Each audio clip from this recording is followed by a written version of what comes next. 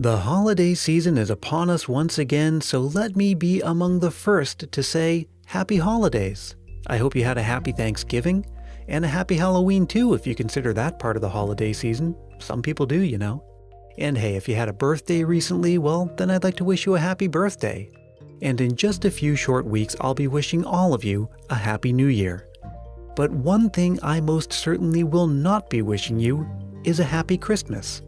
That would just sound weird, wouldn't it?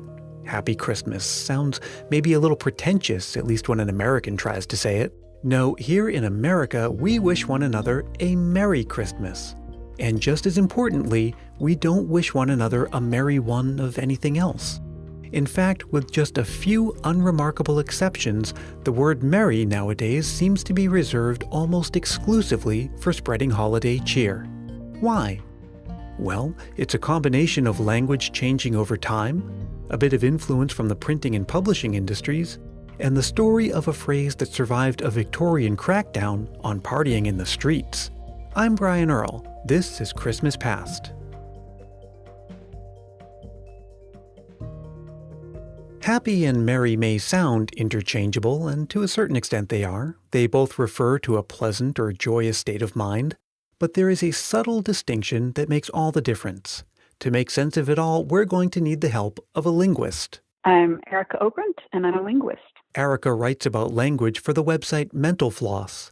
She's the author of The Land of Invented Languages, and she's currently at work on a new book. Merry is the older word, the one that's been in English for longer. It's more a sense of cheerfulness. It comes from the same root that gave rise to the word mirth. It used to be more widely applied, so you could say something like, oh, merry weather we're having today. For centuries, both Merry Christmas and Happy Christmas were used as greetings, as a way to wish someone a good holiday.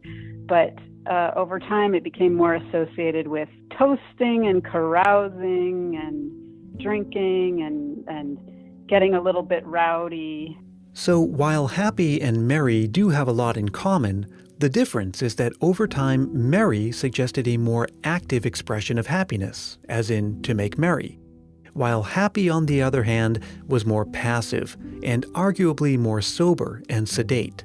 Now remember that point because we're going to come back to it soon.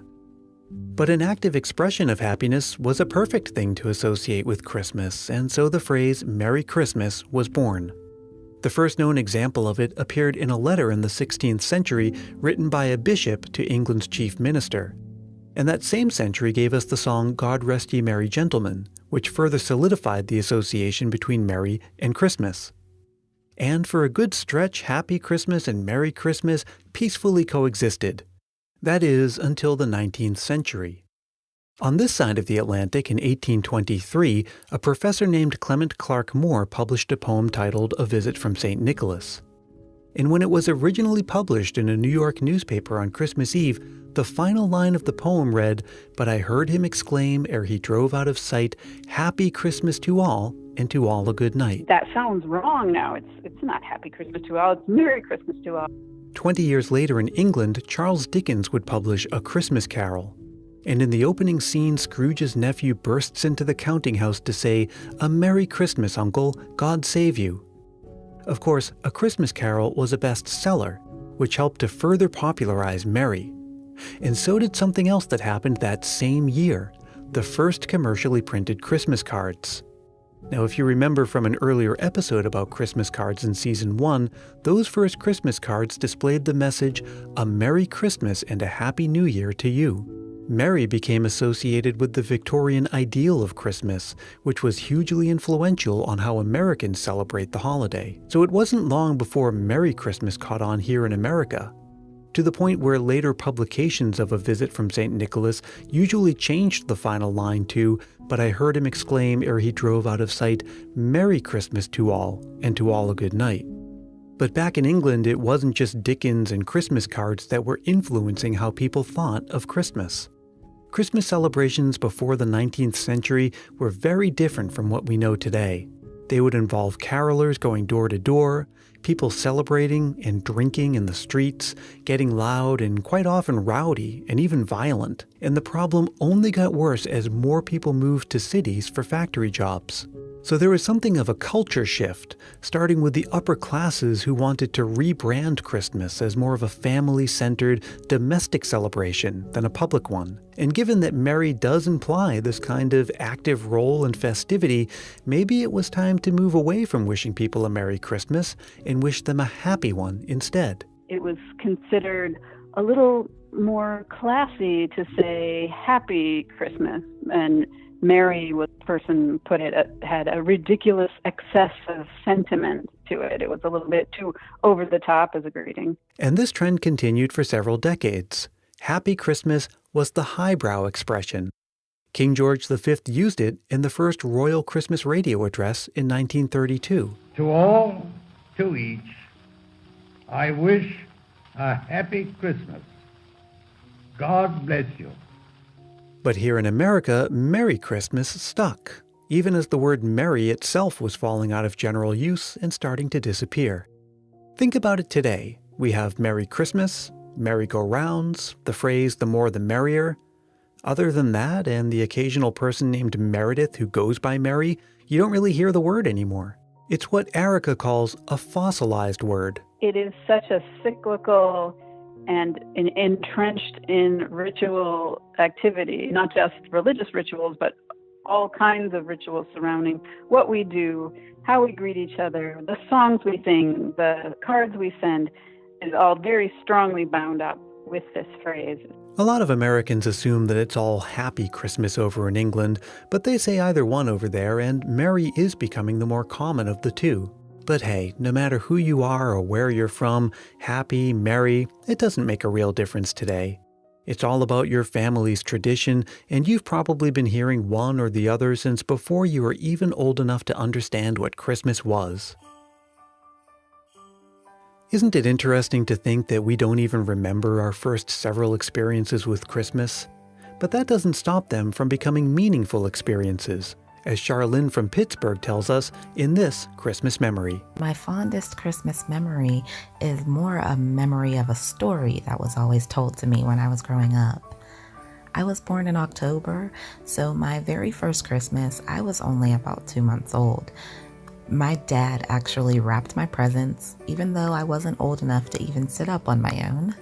And on Christmas morning, he woke me up early and he sat down on the floor in front of the Christmas tree with me, cradled in his lap, and unwrapped all of my Christmas gifts for me. My mom sat watching along from the couch and says that I was in and out of sleep during this whole unwrapping, but she thought it was just the cutest thing. Their excitement with my first Christmas and in later years with my brother as well, it set the tone for the love that we all have for Christmas. For my whole life, I always have the best feelings around the Christmas season. So when I became a mother myself, I thought it was only right to share that same experience with my own son, who was born in November and only about 5 weeks old on his first Christmas. On Christmas Eve, I wrapped his little presents, which, in case you were wondering, were just stuffed animals and baby toys. And on Christmas morning, I woke him up and sat cradling him in front of the Christmas tree and unwrapped his presents for him. It felt nice to keep that little tradition going. My son shares in my love for Christmas now as well, and through the years, he has become quite used to seeing me watching Christmas movies all year round. It's pretty much the norm in our home, but his favorite is Christmas music.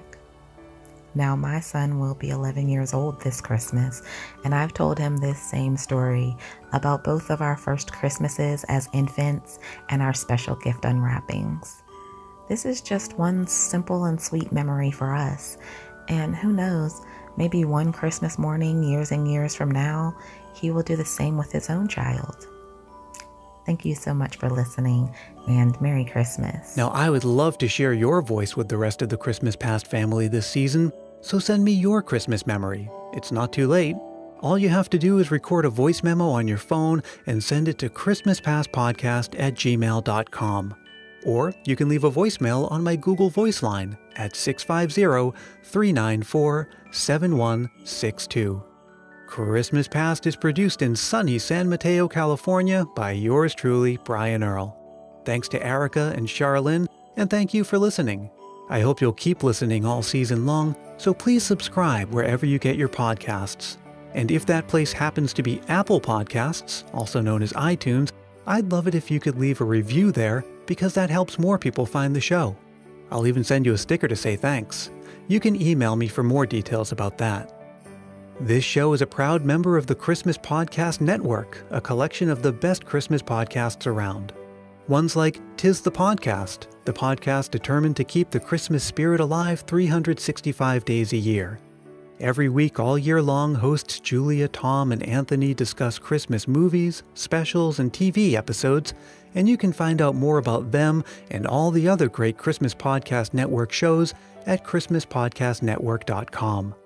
As for me, I'm also on Facebook, Twitter, Instagram, and YouTube, and the best way to find me in any of those places is to start by visiting my website at christmaspast.media and scrolling to the bottom of any page. While you're there, check out all of the quizzes, infographics, articles, interviews, trivia game videos, announcements, giveaways, and whatever else I decide to come up with. Again, that's christmaspast.media. I hope your Christmas season is off to a great start, and I hope you'll join me again next time for more stories from Christmas Past.